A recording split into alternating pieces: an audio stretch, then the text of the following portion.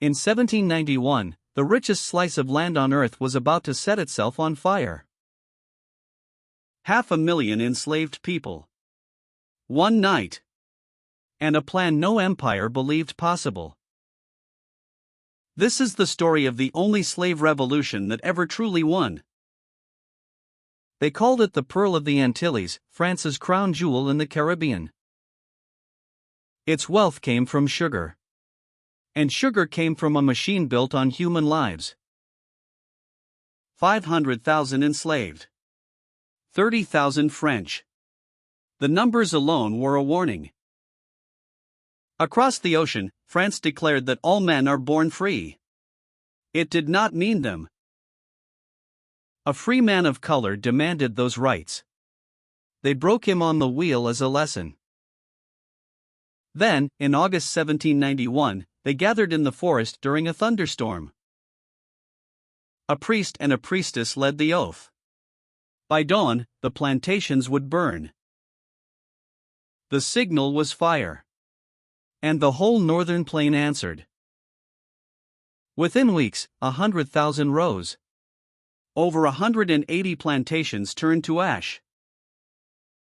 The unthinkable had begun. And it would not stop for 13 years. Out of the chaos rose a man born enslaved, who taught himself to read, to heal, and to win. Toussaint Louverture turned field hands into one of the most feared armies in the Americas. He played the empires against each other. Spain, Britain, France, all trying to use him. All outmaneuvered. When France finally abolished slavery, he fought for France and made the freedom real. By 1801 he ruled the entire island and wrote a constitution that outlawed slavery forever. He had built order out of fire.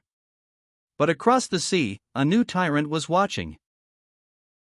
In Paris, Napoleon wanted his sugar empire back. And he wanted slavery back with it. He sent the largest invasion fleet the Americas had ever seen. 80 ships. 30,000 men. The rebels answered with scorched earth. Rather than surrender the cities, they burned them. They could not beat Toussaint in battle. So they invited him to talk and betrayed him. They shipped him across the ocean to a freezing prison in the mountains of France. Toussaint died there. Cold, alone, and denied even firewood. But he left a warning. In overthrowing me, you have cut down only the trunk. The roots will grow back. Napoleon thought he had one. But an invisible enemy was already inside his army. Yellow fever killed 22,000 Frenchmen, and General Leclerc himself. When France revealed it would restore slavery, the black officers turned their guns around. Under Dessalines, the war became total. There would be no going back to chains. They tore the white from the French flag and sewed a new nation from what was left. On the 18th of November, 1803, at Vertières, they broke the French army for good. By New Year, the last French ships were gone. On January 1, 1804, they declared independence and gave the land back its old name. Haiti.